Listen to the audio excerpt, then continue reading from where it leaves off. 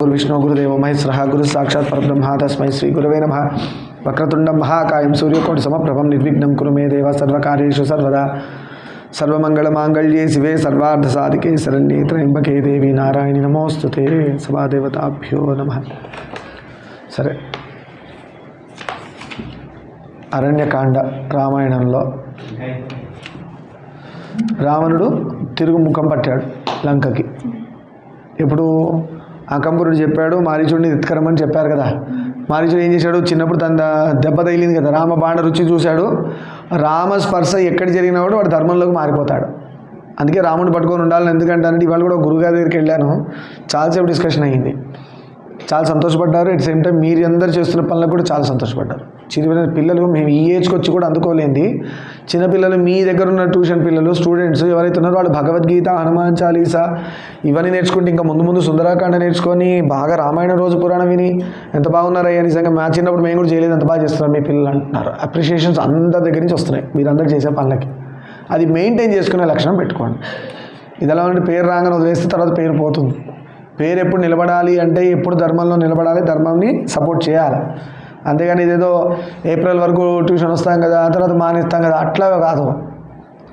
నేను అదే మొన్న కూడా అన్నా, మీ సీనియర్స్ జాబ్లో వెళ్ళే వాళ్ళు, పెళ్ళిళ్ళు అయిన వాళ్ళు, ఎక్కడెక్కడో సెటిల్ అయిన వాళ్ళు కూడా వస్తున్నారు మళ్ళీ. దే ఆర్ కమింగ్ బ్యాక్ సమితి అంటే వాళ్ళకి తెలుస్తుంది ఎంత ప్రశాంతంగా ఉంది. సమితితో పాటు ఉంటూ చదువుకుంటే ఎంత ప్రశాంతంగా ఉంది. మీకు ప్రెషర్ ఉండదు చదువు, మీకు ఒకటే డిఫరెన్స్. ధర్మంలో ఉండి సమితి క్లాసెస్ సనాతన ధర్మానికి మీరు సపోర్ట్ చేస్తూ చేస్తున్న పనులు ఉన్నాయే, ఇది చేస్తూ మీరు ఎంత చదువు చదివినా మైండ్కి ప్రెషర్ ఉండదు. ఇది చేయకుండా మీరు చదవండి, మీకు ప్రెషర్ మైండ్ మీద భయంకరంగా ఉంటుంది, చాలా ఎక్కువ ఉంటుంది. ప్రతి చిన్నదానికి టెన్షన్ అయిపోతుంటారు. ఇది మనకు ఆ స్కోప్ ఇస్తుంది. పురాణం కానీ సనాతన ధర్మం కానీ మన ధర్మ ప్రచారంలో ధర్మ మార్గంలో వెళ్తూ ఉంటే మనకున్న కాన్ఫిడెన్స్ ఎవరికి ఉండదు. మీ ఫ్రెండ్కి ఎవరికైనా ప్రాబ్లం వచ్చిందనుకో మీరు సొల్యూషన్ చెప్తారు, అంత గట్స్ మీకు వస్తాయి. ఈ పురాణాలు వినడం, రామాయణం వినడం, రామస్పర్శ కావచ్చు, మీరు ధర్మం ఫాలో అయినా నా దగ్గర చాలామంది వస్తూ ఉంటారు. మీకు అన్నీ చెప్పాల్సిన అవసరం కూడా లేదు, ఇప్పుడు ఆ టైం వేస్ట్ అదంతా. చాలామంది వస్తారు, ఎవరు నాకు ముక్కు మొహం కూడా తెలియదు. వాళ్ళు వస్తుంటారు, అడుగుతూ ఉంటారు, కొంతమంది కొత్త పరిచయం అవుతుంటారు. అలా వచ్చిన వాళ్ళు మాట్లాడతారు, వింటారు, చాలా ప్రశాంతంగా ఉంది సార్. నిన్న ఒకళ్ళు వచ్చారు, నేను ఇక్కడే కూర్చున్నా చాలాసేపు, ఎంత హాయిగా ఉందండి అన్నారు. కూర్చొని అమ్మవారి దగ్గర అట్లా ఆరా అది మెయింటైన్ అవుతుంది అమ్మవారి వారి దగ్గర. అలానే మనం చేసే పురాణాలు ఒకటి ఉంటుంది ఎఫెక్ట్. ఇక్కడ రోజు భజన పురాణాలు చేస్తున్నాం కదా, వింటున్నాం కదా, భగవద్గీత శ్లోకాలు మీరు అందరు చాంట్ చేస్తున్నారు. ఆ వైబ్రేషన్స్ ఎక్కడో వెళ్ళిపోవు, ఇక్కడే రీసౌండ్ అవుతూ ఉంటాయి. మన చెవులు వినపడవు, ఏదైనా ఒక సౌండ్ క్రియేట్ అయితే అది చాలాసేపు ఉంటుంది వైబ్రేషన్. అలానే మన హనుమాన్ చాలీసా అవన్నీ మీరు స్తోత్రాలు ఎప్పటివరకు ఉంటాయి, మళ్ళీ ఇంకో సౌండ్ వచ్చి దాన్ని ఓవర్లాప్ చేసే వరకు ఉంటాయి. అందుకనే కదా మనం భజన చేసినప్పుడు కూడా ఎంబడే మాట్లాడద్దంటారు. మనం ఓం శాంతి శాంతి శాంతి అని కళ్ళు మూసుకొని కొంచెం ఆ వైబ్స్ని ఎంజాయ్ చేయాలి, వైబ్రేషన్స్ని కూడా. అందుకు మాట్లాడద్దు అంటారు. వెంటనే చేసి సీతారాం సీతారాం సీతారాం చేసి భజన చేసి నేనేం సినిమా వచ్చింది అని అనొద్దు, మొత్తం పోయింది. అది ఎంజాయ్ చేస్తే కదా మనకు పట్టేది. ఒంటికి పట్టాలి, బుర్రకు పట్టాలి మెయిన్గా. అప్పుడు మనం తీసుకునే డెసిషన్స్ మంచిగా ఉంటాయి. రేపొద్దున మీరు ఒక రోల్ మోడల్ అవుతారు. ఎవరికైనా కష్టం వస్తే మీ దగ్గరకు వచ్చేటట్టు మీరు తయారవ్వాలి. అందుకే ప్రతి కష్టానికి మనం ఊగిపోయి పడిపోతుంటే కష్టం. అదైనా అందుకో. సరే, మొత్తానికి రిటర్న్ తిరిగి వెళ్ళిపోయాడు. ఎవరు? రావణాసురుడు. ఎవరి మాట విని? అకంబరుని మాట విని వచ్చాడు. కానీ మారీచుడు రామ దెబ్బ స్పర్శ వల్ల మారీచుడు ధర్మంలోకి వచ్చాడు. కానీ మరి ఎందుకు సీతాని ఎత్తుకెళ్ళడానికి హెల్ప్ చేశాడు అంటే ప్రభు ఆజ్ఞ ఆయన ఆజ్ఞని శిరసావహించాలి, ప్రభు ఆజ్ఞని ఆయన తలదాల్చాలి, అంటే చేయాలి. ఆయన చెప్పింది ప్రభు. రాజు ఎవరు? రావణాసురుడు. మారీచుడికి ఆయన చెప్పిన మాట వినాలి కదా, ధర్మం. రెండవది ఏంటి, నువ్వు చేయకపోతే చంపుతా అన్నాడు. మారీచుడికి ధర్మం ఆల్రెడీ తెలుసు, ఎందుకు రామ దెబ్బ తగిలింది ఒకసారి. రాముడు ఒక్కసారి జీవితంలో వచ్చాడంటే వాడు ధర్మంలోకి మారిపోతాడు అంతే. మీరు రామకోట రాసినా రామాయణం విన్నా వాడు ధర్మాత్ముడే అవుతాడు. నా సీనియర్స్ అందరూ, ఇప్పుడు మీ సీనియర్స్, నా సీనియర్స్ కాదు, మీ సీనియర్స్ ఎంతమంది అయితే ఉన్నారో వాళ్ళందరూ ఎంత ధర్మంగా ఉంటారో పిల్లలు. వాళ్ళు చెప్తూ ఉంటారు, ఒక్కొక్కళ్ళు వస్తుంటారు అన్నయ్యలు, వాళ్ళ పర్సనల్ లైఫ్లో ఎంత డిసిప్లిన్ ఉంటారు. ఎంతమంది వాళ్ళతో మాట్లాడినా చాలా ముచ్చటగా ఉన్నారండి, మీ ఏజ్ పిల్లలు వేరేగా ఉన్నారని అని అంటున్నారంట. రీజన్ ఏంటంటే మీలాగా రామాయణం విన్నవాళ్ళే ఒకప్పుడు వాళ్ళు. ఇక్కడ వాళ్ళు ఈ రోజున ఆ రామాయణం వాళ్ళకి హెల్ప్ చేస్తుంది డెసిషన్ మేకింగ్లో. రాంగ్ రైట్ టెంప్ట్ అవ్వకుండా, అటు ఇటు డెసిషన్స్ తీసుకోకుండా స్టేబుల్గా ఉండడం, ఇవన్నీ నేర్పించింది రామాయణం వాళ్ళకి. వాళ్ళు ఒక్కొక్కసారి అంటారు మీరు నేర్పించిందే కదా సార్. నేను నేర్పించింది కాదు, రామాయణం నేర్పించింది అన్నారు. క్రెడిట్ నాది కాదు, రాముడిది. ఆఫ్టర్ ఆల్ ఇక్కడ మౌత్ పీస్ మాట్లాడుతుంది అంతే. సరే, అలా మీరు తయారవ్వండి. ఖరదూషణ త్రిశూరులు 14,000 మంది రాక్షస వీరులు రాముని దాడికి నిలవలేక యముడి ఇంటికి పోవడాన్ని భరించలేకపోయింది శూర్పణఖ. ఇప్పుడు శూర్పణఖ ఏముంటుంది, ఖరదూషణల చేత రాముడు ఓడిపోతాడేమో అనుకొని ఎంజాయ్ చేద్దాం అనుకుంది. సాడిజం అంటారు కదా, ఇదే చేసింది తప్పు పని, మళ్ళీ దీనిలో ఆ తప్పు చేసి నిజంగా ధర్మంగా ఉన్నవాడు ఓడిపోతే ఎంజాయ్ చేసే సాడిజమే. కలియుగ లక్షణాలు అది కూడా ఒక లక్షణం. అలాంటి లక్షణాలు మనకు రాకూడదు. రాముడు మనల్ని కాపాడాలి. లంకకు పరుగు తీసింది. ఇక్కడ మనం 14,000 మందిని ఎంతసేపట్లో చంపాడు అనుకున్నాం? 3 గడియలు. గుర్తుపెట్టుకోండి, 3 గడియలు అంటే ఎన్ని మినిట్స్?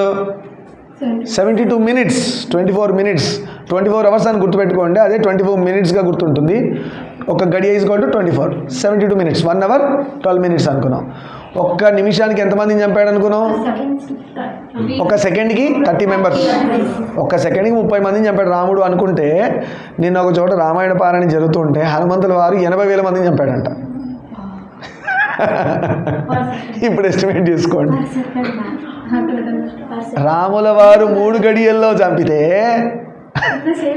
80,000 మందిని, 80,000. టైం ఇవ్వలేదు, but he killed 80,000 single handedly. ఆయన he didn't took much time. ఆయన కూడా ఏదో 3 గడియలు అనుకోవచ్చు, 2 అనొచ్చు, 5 గడియలు అనుకోవచ్చు. అంటే మీరు ఇక్కడ రాముడు గొప్పవాడా హనుమంతుడు గొప్పవాడా శక్తి అని చూడొద్దు. అలా చూస్తే రాముడు గొప్ప అని అంటే రాముడు దూత అలా ఉన్నాడంటే రాముడు ఎలా ఉంటాడని ఎస్టిమేట్ చేయాలి. అర్థమైందా? రాముడు వీళ్ళ మొహానికి ఇంత చాలే అని 3 గడియల్లో చంపుంటాడు. వీళ్ళకి మొత్తం ఎందుకు ప్రయోగం చేయాలని.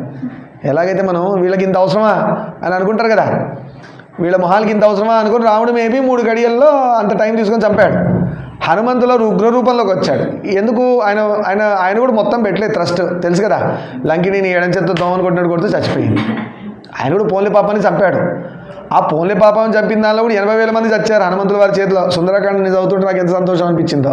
అంటే మామూలు చదువుతుంటాం, మేము కూడా రీప్లేస్ అవుతుంటాం, మర్చిపోతుంటాం. ఆయనకి ఎందుకు కోపం వచ్చిందంత 80,000 మందిని ఉఫ్ఫను ఊదినట్టు చంపేశాడు. అంత దారుణంగా ఎవరు చంపలే. హనుమంతుల వారు చంపినంత దారుణంగా ఎవరు చంపుండరు. ఆయన ఎలా కొట్టాడంటే ఈ తలకాయ పెట్టి ఇలా కొడితే 2 పుర్రెలు పగిలిపోయి గుడ్లు బయటపడిపోయినాయంట. మాంసం ముద్దలు, గుండెకాయ ఒక చోట, పేగులు, మనిషి బాడీలో ఉన్న పార్ట్స్ అని బయట కనబడుతున్నాయంట. నోట్లోంచి రక్తం గారిపోయి, చెవులోంచి రక్తం గారిపోయి, కళ్ళల్లోంచి గుడ్లు బయటకు వచ్చి, కొంతమంది కూరలతో చీల్చాడు. మన నృసింహస్వామిది ఎలా చూశారు ఆ టైపులో అక్కడ సుందరకాండ హనుమంతుల వారు ఆయన చేసింది తాండవం చేశాడు. ఆయన అక్కడ దేంతో పడితే దాంతో కొట్టాడంట. ఆయనకు అంత కోపం రావడానికి కారణం ఏంటంటే మహారాజా రామచంద్ర ప్రభుని మీరు ఏడిపిస్తారా, అది కూడా దేనివల్ల? ఆయనకి ఇష్టమైన తీసుకొచ్చి మీ దగ్గర పెట్టుకొని ఏడిపిస్తారా? సీతమ్మ. అందులో సీతమ్మని మాట్లాడాడు. సీతమ్మ బాధపడుతుందని కనుక్కున్నాడు, కన్ఫర్మ్ చేసుకున్నాడు కదా. చేసుకున్నాక అమ్మ కొంచెం ఆకలిస్తూ పండు తింటా అన్నాడు సీతమ్మకి. ఓ నిజంగానే పండు తిన్నాడు, ఆయన అబద్ధాన్ని చెప్పి చంపలే. పండు తింటుంటే నన్ను డిస్టర్బ్ చేశారు, అందుకు కొట్టానని చెప్పాడు. ధర్మాన్ని నిలబెట్టడానికి పాపం నిజంగానే అంతే. పాపం పండు తింటుంటే రాక్షసులు వచ్చి డిస్టర్బ్ చేశారు. తినేటప్పుడు డిస్టర్బ్ చేయకూడదు కదా, తప్పు కదా. నిద్రలో డిస్టర్బ్ చేయొద్దు, తినేటప్పుడు డిస్టర్బ్ చేయొద్దు, ఇవన్నీ ధర్మాలు గుర్తుపెట్టుకోవాలి. అంతేగాని ఆ తర్వాత ఇందురాలే అని అనొద్దు. పెద్దవాళ్ళ కోసం వేరు. మీ తల్లిలో తండ్రిలో తింటున్నారు, ఏదో ఇబ్బంది ఉంది, మీరు పరిగెత్తడం వేరు. ఏదో తాత పడిపోతున్నాడు లేదంటే మెడిసిన్ ఇవ్వాలా, అది దానికి ఏం ప్రాబ్లం లేదు. దానికి కూడా నిజంగా చెప్పాలి, ముందే చూసుకోవాలి, లేదా అవసరం పడితే వెళ్ళాలి. అట్లా హనుమంతుల వారు 80,000 మంది చంపారు. మనం అంతా ఇలాంటి వాళ్ళకి వారసులం. మన తాత ముత్తాతలందరూ అంత కెపాసిటీ ఉన్నవాళ్ళు. అందుకని ఏ గాలికి ఊస్తే ఏ గాలికి ఎటుపోతాడో తెలియని వాళ్ళం కాదు మనం. ఏ దేవుడు ఎట్టుంటాడో తెలియని వాళ్ళం కాదు. కొంతమంది దేవుడు ఎట్టుంటాడో కూడా తెలియదు. వాళ్ళందరూ కూడా వచ్చి మన ధర్మం చెప్పేవాళ్ళే. మీకు ఎందుకు ఇంతమంది అంటారు, నీకు లేదా నీ ఏడుపు నీకు దరిద్రం పట్టింది కానీ ఏ దేవుడు ఎట్టుంటాడో నీ దేవుడు రూపమే తెలియదు నీకు.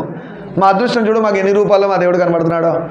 మాకు అమ్మలా కనిపించాలనుకో అమ్మవారిలాగా వస్తాడు, ఒక కోతిలా కనబడాలనుకో ఆంజనేయ స్వామిగా వస్తాడు, ఒక ఏనుగుల్లో దేవుడిని చూసుకోవాలనుకోండి వినాయకుడిగా వస్తాడు, ఒక గుర్రంలో దేవుడిని చూసుకోవాలనుకోండి హయగ్రీవుడిగా వస్తాడు, ఒక సింహంలో దేవుడు చూసుకోవాలనుకోండి నరసింహుడిగా వస్తాడు. మా అదృష్టం అది, నీకు దరిద్రం అది, నీకున్న దరిద్రం అది. నీకు లేదు ఆ కర్మ, నీ ఎంత పాపం చేసుకున్నావు, నీ దేవుడు ఎలా ఉంటాడో కూడా నీకు తెలియదు.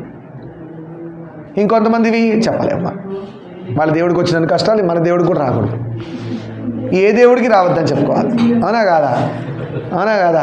సరే అని చెప్పుకుంటూ, ఎందుకు ఇదంటే మనలో ఒక దౌర్భాగ్యం ఏమైందంటే మన గొప్పతనం మనకు తెలియదు, అందుకు ఇలా చెప్పాల్సి వస్తుంది.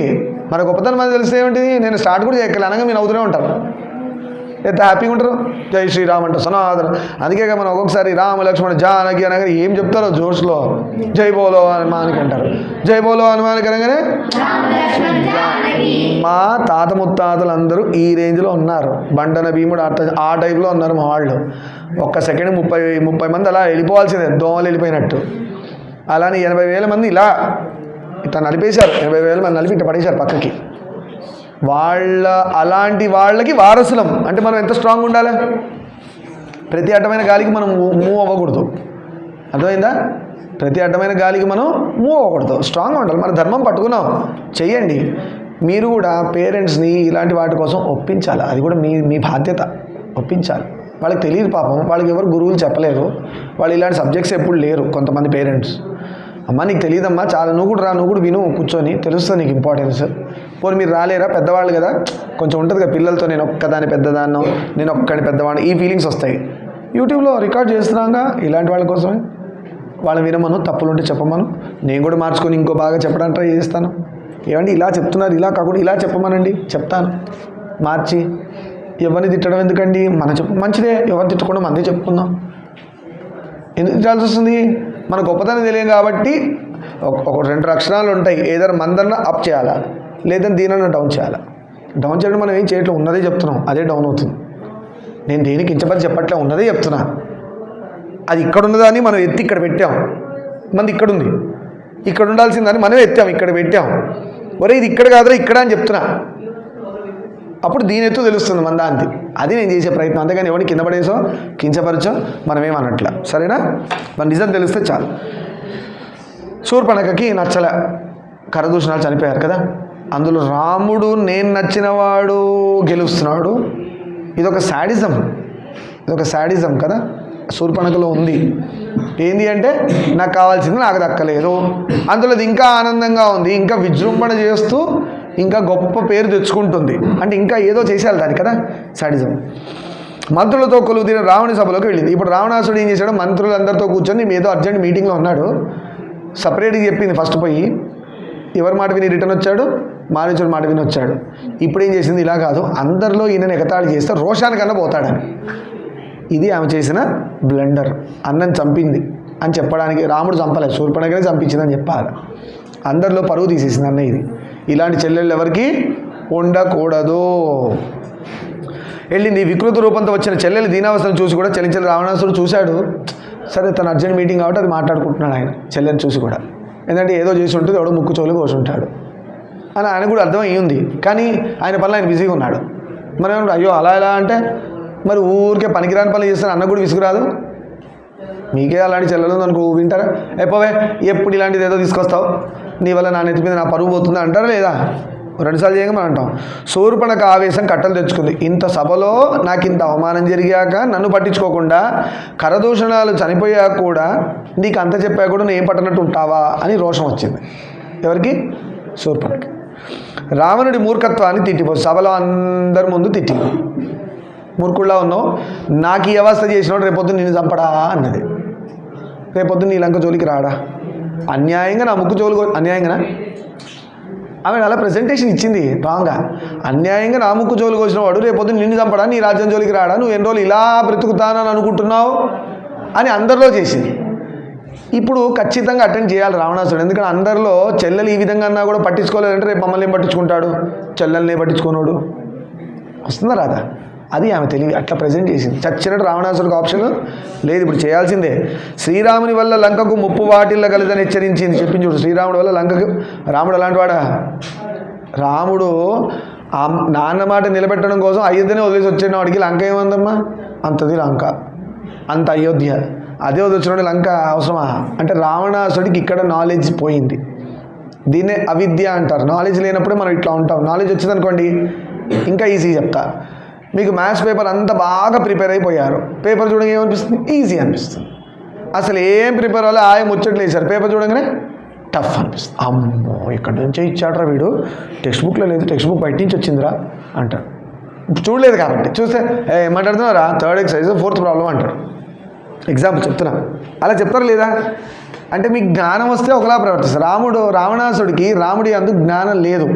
ఆయన యొక్క జీవిత చరిత్రను ఆయన స్క్రూటినైజ్ చేయలే అంటే బాగా చదవలేదో వినలేదో, లేదంటే శూర్పణకు ఒక మాట అనేయచ్చు, అంత యుద్ధను వదిలేసిన వాడు నా లంక జోలికి ఎందుకు వస్తాడే అని అనొచ్చు.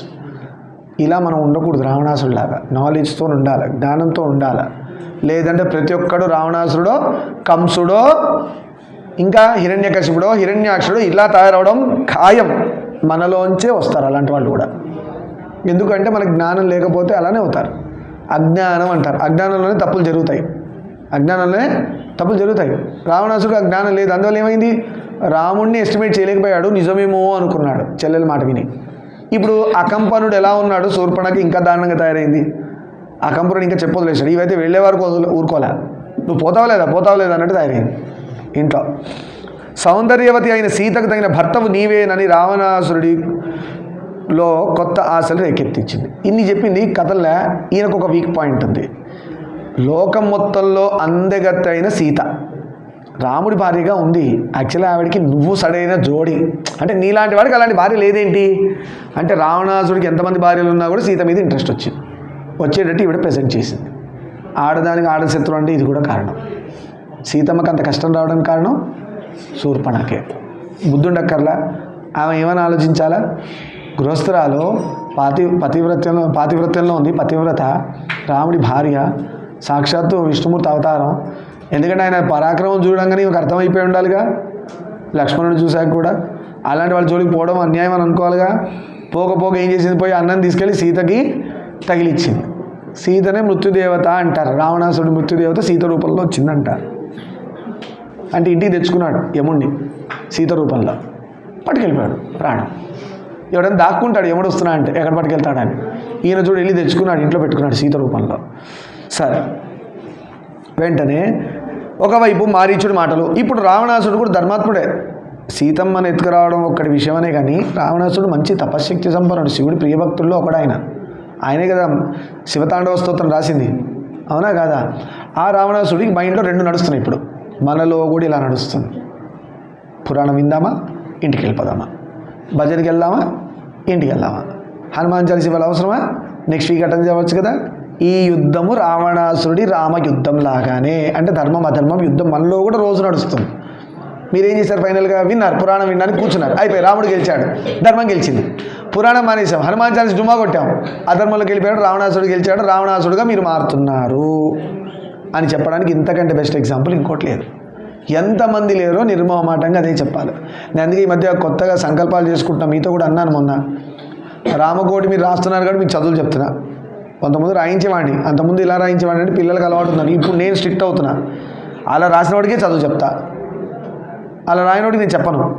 ఇంకోటి పర్సనల్ లైఫ్లో ఎవరైనా వచ్చి నాతో మాట్లాడంటే వాడు రామకోటి రాస్తేనే వాళ్ళతో మాట్లాడతా, లేదా వాళ్ళతో మాటలు కూడా మాట్లాడు, వాళ్ళతో నాకు సంబంధం అవుతున్నాను అసలు. అలా కొత్త పెట్టుకొని వెళ్తున్నాను. ఎందుకంటే రామభక్తుడు మనకి సేవియర్ అవుతాడు, కానీ ఆ రావణాసుడు మనకి ఎందుకు సేవియర్ అవుతాడు.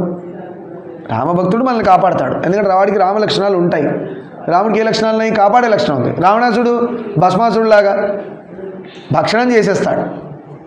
వాడి దగ్గర ఉంటే ఎప్పుడైనా డేంజర్, పడిపోయే రూఫ్ కింద ఉన్నట్టు ఉంటుంది, ఎప్పుడు మన నెత్తిమీద పడే చచ్చిపోతాం తెలియదు.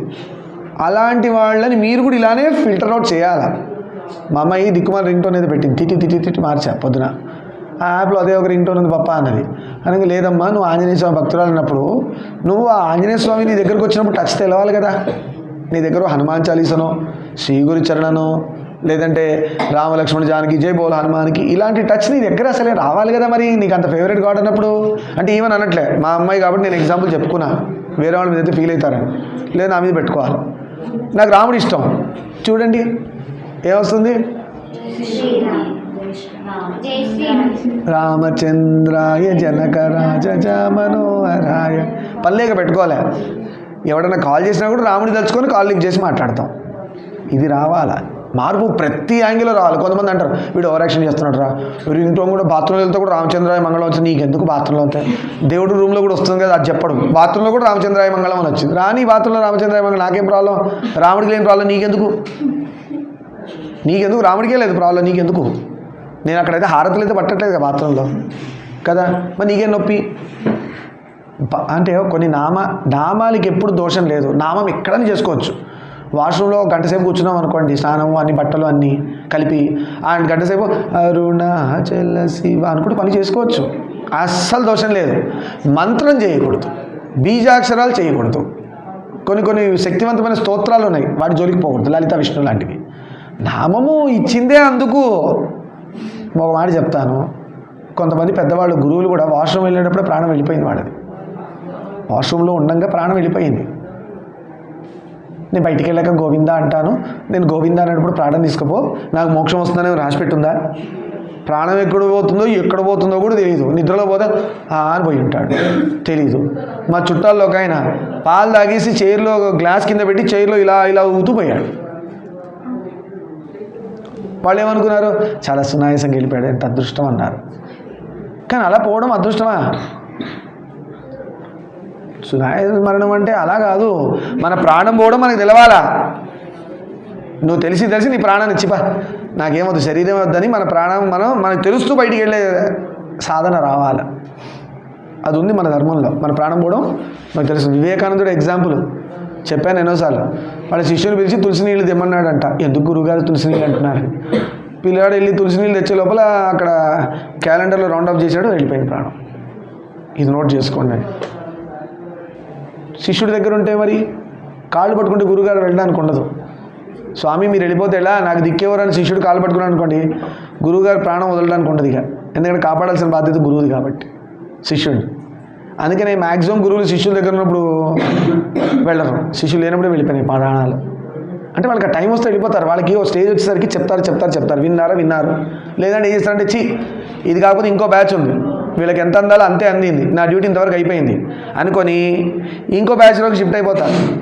అంటే వీళ్ళు వదిలేశారని కాదు, శరీరం వదిలేసి ఇంకో వాళ్ళకి శరీరంతో ఇక్కడ శరీరం లేకుండా కూడా అనుగ్రహిస్తుంటారు. గురువు దగ్గర మనకున్న ప్లస్ అదే. మనం ఆయన మాట వినకపోయినా, ఆయన ఫాలో అవ్వకపోయినా, ఆయన అని వదిలేసిపోడు, మనతో పాటుగానే ఉంటాడు. కానీ మనకు బుద్ధి రావాలి. అలాంటి గురువు ఉండగా మనం బాగుపడలేదే, అయ్యో ఆ గురువు ఉండగానే ఫిజికల్గా మన ఎదురుగా ప్రజెంట్ అయి ఉన్నప్పుడే మనం అడిగి బాగుపడిపోతే ఆయన లేనప్పుడు కూడా మనకు అందిస్తూ ఉంటాడు కదా అని.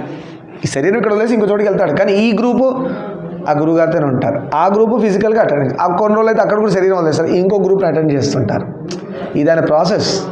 ఈ ప్రాసెస్లో ఒకచోట శరీరం ఉండి ఒకచోట శరీరం లేకుండా ఎన్నో రూపాల్లో ఉండి మనకు చెప్తుంటారు. ఇప్పుడు మా గురుగారు వెళ్ళిపోయారు, నాకు ఏదో రూపంలో నాకు చెప్తూనే ఉంటారు. ఒకసారి మీరు మాట్లాడుతుంటే కూడా నేను నోట్ చేసుకుంటా. సడన్గా ఏదో నాకు అవసరం ఉన్నది ఎవరిదో నుంచి వచ్చేస్తుంది, తక్కువ నోట్ చేసుకుంటా, అది నేను ఫాలో అయిపోతాను. నాకు మా గురుగారు ఎలా చెప్పాలి అలా అందిస్తాను. అలా సరే. శూర్పణఖ పలుకులు లంకేశుని మనసును కలిపి చూడండి. ఇటేమో మారీచుడి మాటలు, ధర్మమైన మాటలు, ఇటేమో శూర్పణఖ మాటలు. ధర్మం అధర్మం ఫైటింగ్ నడుస్తుంది. రావణాసురుడు కాబట్టి ఎటువైపు లీన్ అవుతాడు? అధర్మం వైపే వెళ్తాడు. అదే ఆయన తీసుకున్న దిక్కుమాల డెసిషన్. మనం అలా తీసుకోకూడదు, రాముడిలా డెసిషన్ తీసుకోవాలి. ఏమనుకున్నాడు? ఇప్పుడు అయోమయంలో పడ్డాడు, కన్ఫ్యూజన్లో కొంచెంసేపు ఆలోచించాడు. సీతాపరణంలోని మంచి చెడు ఆలోచించాడు. సీతని ఇప్పుడు చూడండి, మనసు ఎంత దారుణంగా ప్రవేశించి రావణాసురుడు మనసు ఎలా ఆలోచించింది చూడండి. సీతను పట్టుకొస్తే ప్లస్ ఏంటి మైనస్ ఏంటి? అసలు ఫస్ట్ ఆఫ్ ఆల్ పట్టుకురావడం అనేదే మైనస్. ఆయన ఏమనుకున్నాడు, నేను రాజును, నాకు ఎంతోమంది పత్నులు ఉండొచ్చు, సో అది ధర్మం కదా, సీతను రావడం ధర్మం కదా అనుకున్నాడు. కానీ ఇంకోటి భార్యను తీసుకురావడం అధర్మం అని గుర్తించలే. పెళ్లి కాలేదనుకో, నువ్వు చేసుకో, ఆవిడకి ఇష్టమైతే 100 చేసుకో, 200 చేసుకో. రాజుని అందుకే అంటారు కదా మహీపతి అంటారు. ఆయనకి ఎంతమంది భార్యలైనా ఉండొచ్చు. భూదేవి కూడా రాజుకి భార్యే, భూదేవికి అర్థమైందా? భూదేవి రాజుకి భార్య అవుతుంది. ఏ రాజుకైనా భార్య భూదేవి. అది పార్వతీదేవి శాపం. పార్వతీదేవి శివుడికి సుబ్రహ్మణ్యం పుట్టే టైంలో వీళ్ళ దేవతలందరూ పోయి, అమ్మో ఇంకో బిడ్డను కనకండి, గణేశుడితోనే మాకు కొంచెం మా మీద బాస్ ఒకడు వచ్చున్నాడు, ఆల్రెడీ ఆయన చాలా పవర్ఫుల్ ఉన్నాడు, ఇంకొక ఆడొస్తే ఇంకెలా ఉంటాడో అని కొంచెం అతిథి కళలు పోయి శివుడి దగ్గర పోయి రిక్వెస్ట్ చేశారంట. స్వామి స్వామి స్వామి మీరు అమ్మగారు కలిసి ఇంకో బిడ్డను కనకండి అని. ఎవడని అంటాడు అసలు? తల్లిదండ్రుల దగ్గర పోయి అంత ఓవరాక్షన్ చేశారు. నిజంగానే శివుడు ఏం చేశాడు? సరే అని పార్వతి నుంచి కాకుండా ఆ శివుడి యొక్క తేజస్సు ఏం చేశాం? మన స్పర్మ్ అంటాం కదా, మన ఆఫ్టర్ మన లాంగ్వేజ్లో స్పర్మ్ అంటాం. వాళ్ళ తేజస్సు మళ్ళీ ఇలా ఉండదు, వాళ్ళ ప్రాసెసే వేరంతా. శివుడిలోంచి ఒక తేజస్సు బయలుదేరి దాని ప్రాసెస్ సుబ్రహ్మణ్య ఉత్పత్తి, అది మనం మాట్లాడుకుని చెప్పుకుంటాం. సుబ్రహ్మణ్యుడు వచ్చాడు మొత్తానికి. పార్వతీదేవి కోపం వచ్చింది. శివుడి నుంచి నాలోకి రావాల్సిన తేజస్సు, నా నుంచి పుట్టాల్సిన బిడ్డని మీరు ఆపారు. అప్పుడు భూదేవి కూడా ఆ తేజస్సు, శివుడి తేజస్సుని భరించింది. కానీ శివుడి తేజస్సు ఎంత గొప్పదంటే భూదేవి మొత్తం మండిపోయింది. భూమి కాలిపోవడం స్టార్ట్ అయింది. ఆ తేజస్ అంత పవర్ఫుల్ శివుడిది, పట్టుకోలేకపోయాడు. అగ్నిదేవుడికి ఇచ్చారు, అగ్నిదేవుడికి ఒళ్ళంతా చోటలు పూసేసినాయి. వామ్మో ఇది నాతో కావట్లేదు, అగ్ని అంటే అన్నిటి పట్టుకునే కదా, ఇది కూడా అగ్ని కదా అని పట్టుకున్నాడు. ఆయన చచ్చిపోయేటట్టు అయింది పరిస్థితి, అగ్నిదేవుడే చచ్చిపోయేవాడు ఆ తేజస్సుకి. వామ్మో నాదో కాదన్నాడు. గంగకి ఇచ్చారు, గంగకు వచ్చేపు పట్టుకుంది, గంగ ఆవిరైపోతుంది, ఆమె తట్టుకోలేకపోయి ఆఖరికి దర్భల మీద వేశారు. మన ఇంట్లో పురాణం చెప్పి మన గ్రహాల టైంలో దర్భేస్తారు, ఆ దర్భల మీద వేయంగానే ఆ దర్భ స్పర్శకి, దర్భ పవిత్రం, అది హోల్డ్ చేయగలదు. ఆ శివుడి యొక్క ఆ తేజస్సు దర్భ కాంబినేషన్లో బిడ్డ దొర్లుకుంటూ పుట్టాడు. ఆయన సుబ్రహ్మణ్యుడు, ఆయన షణ్ముఖుడు, చాలా పవర్ఫుల్ గాడ్. ఇవాళ మంగళవారం అనుకోకుండా ఆయన గురించి తలుచుకున్నాం. ఆయన అలా చెప్పించేశాడు, మన అదృష్టం. అలా దర్భల పొదల నుంచి వచ్చినవాడు కాదు సుబ్రహ్మణ్యుడు. ఆయనకి షణ్ముఖుడు అని పేరు. 6 ముఖాలు, 6 ముఖాలతో ఉన్నవాడు అంత పవర్ఫుల్. చూడండి, 6 ముఖాలతో 6 తల్లుల దగ్గర ఒక్కసారి పాలు తాగాడు. ఆయన కెపాసిటీ చూడండి, అసలు చిన్నప్పుడే అన్ని లీలలు అయినవి. ఇప్పుడు పార్వతి వదిలే శాపం అది. అందుకని నువ్వు నాకు ఇలా చేయకుండా కాకుండా, నీకు ఏ రాజు వచ్చినా వాడు నీకు భర్త అయిన శాపం వదిలే. భూమికి ఎంతమంది రాజులు ఉన్నా అందరికీ ఈమె భార్య అయి కూర్చుంది. భూదేవి శాపం అది, అమ్మవారి శాపం. అలా అందరికీ వదిలింది శాపాలు. సరే, అది వేరే తర్వాత సంగతి మాట్లాడుకుందాం. అలా శ్రీరాముడి బలంతో సీతని తెచ్చేయడంలో మంచి చెడ్డలు ఆలోచించాడు. శ్రీరాముడి బలంతో తన బలాన్ని పోల్చుకున్నాడు. ఫస్ట్ మిస్టేక్ అక్కడ జరిగిపోయింది. సీతను పట్టుకురావడం అనేది రాంగ్, అంటే మైండ్ ఆల్రెడీ పుచ్చుంది. ఇప్పుడు ఏమనుకోండి, శ్రీరాముడు నా బలం ఏంటి, నేను లంకాధీశుడిని, నా దగ్గర ఇంతమంది ఉన్నారు, సైన్యం ఇంత సమూహం ఉంది. రాముడు ఎలా ఉన్నాడు, రాముడు లక్ష్మణుడు ఇద్దరే, ఇలా వేసుకున్నాడు ఎస్టిమేషన్. కానీ ఆయన బుద్ధికి కరదూషణాదులు 14,000 ఒక్క సెకండ్ 30 మందిని చంపాడు రా నాయన అని చెప్తుంది. ఇప్పుడు చెప్పకపోయి ఉండొచ్చు శూర్పణఖ, ముందైతే ఇది చెప్పిందిగా, అమ్మో అన్నయ్య చంపేశాడు ఇలా నువ్వు అని చెప్పన్నది. ఓ రోషం మీద పోయాడు, మళ్ళీ వెనకాలకు వచ్చాడు. ఇప్పుడు ఏం అండర్ ఎస్టిమేషను అంటే ఆల్రెడీ పుచ్చు బుద్ధికి పుచ్చు ఆలోచనలే కరెక్ట్ అనిపిస్తాయి. ఆయనకి ఏమైనా రామలక్ష్మణుడు కదా, ఎంతసేపు నా సైన్యాన్ని పంపిస్తే చంపేస్తారు, నేను సీతమ్మని తెచ్చిపెట్టుకో. సీతమ్మ కాదు, వాడు ఇంకోలాగా ఆలోచిస్తాడు, నేను సీతమ్మ అని చెప్తున్నాను, తెచ్చిపెట్టుకోవచ్చు అనుకుంటాడు.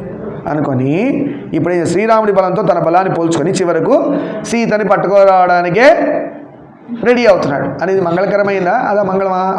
మంగళవారం రోజు ఎందుకు చెప్పుకోవాలా? మంగళవారం రోజు మంగళమే చెప్పుకోవాలా. అందుకనే ఈరోజు ఇక్కడికి ఆపేద్దాం, రేపటి రోజున అది కంటిన్యూ. సర్వం శ్రీ ఉమామేశ్వర పాదారవిందార్పణమస్తు. లోకాన్ సమస్తాన్ సుఖినో భవంతు. శాంతి శాంతి శాంతి.